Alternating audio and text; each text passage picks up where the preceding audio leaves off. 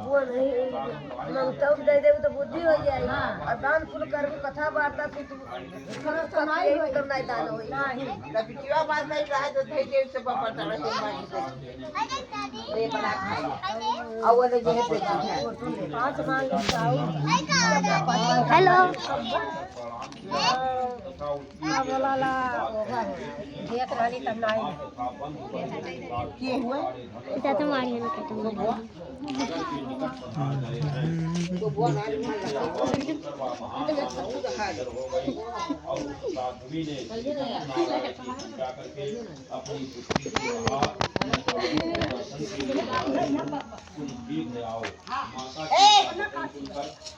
वो का छुआ तो बात के मारत हो गए और उन्होंने उनके पति को तथा नौका को साथ करके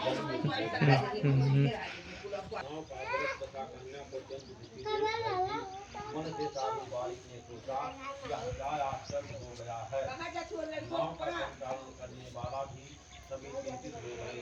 तदंतर वह लीलावती भी कन्या को देखकर विवश हो गई और अत्यंत दुखी के विलाप करती हुई अपने पति से इस प्रकार बोली, अभी नौका के साथ वह दमाद करके रक्षित हो गए।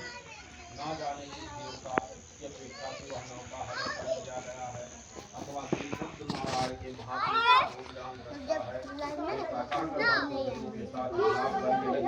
और कलावती कन्या को गोद में लेकर के रोने लगी। कलावती कन्या भी अपने पति को नष्ट होने पर जाने पर दुखी हो गई और पति के पास जाने पर उनका दमन करने के लिए उनके मन में निश्चय किया कि कन्या किस प्रकार क्या कर रहे हो पीहू? ज्योति, अरे ज्योति, या तो भगवान हाय, हेलो, बाय बोलो, बाय करो, बाय करो, बाय। सभी भगवान सत्यदेव की माया से मोहित हो गए। अपनी धन शक्ति के अनुसार मैं भगवान सत्यनारायण का पूजा करूंगा।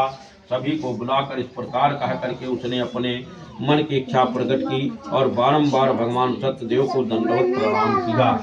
इससे दीनों के परिपालक भगवान सत्यदेव प्रसन्न हो गए।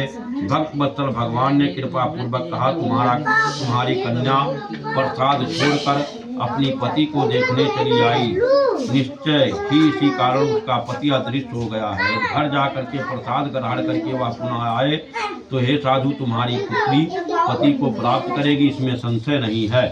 कन्या कलावती भी आकाश मंडल से ऐसी बाणी सुनकर शीघ्र ही घर गई और उसने प्रसाद ग्रहण किया।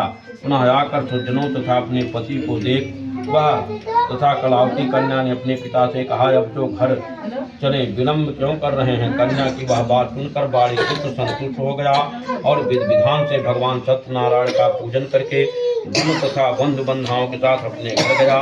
तदनंतर पूर्णिमा तथा संक्रांति सर्वोपरि भगवान सत्यनारायण का पूजन करते हुए इस लोक में सुख भोग कर अंत में सत्यपुर वैकुंठ लोक में चला गया। इस श्री स्कंद पुराणे रेवा खंडे सत्यनारायण चतुर्थोध्याय समाप्त। बहुत बोलो वृंदावन बिहारी लाल की जय। जल गिराइए।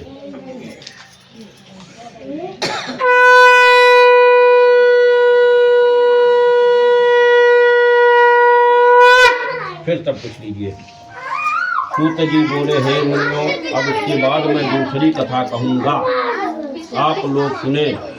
आपकी प्रजा पालन करने में तत्पर तुंगध्वज नाम का एक राजा था।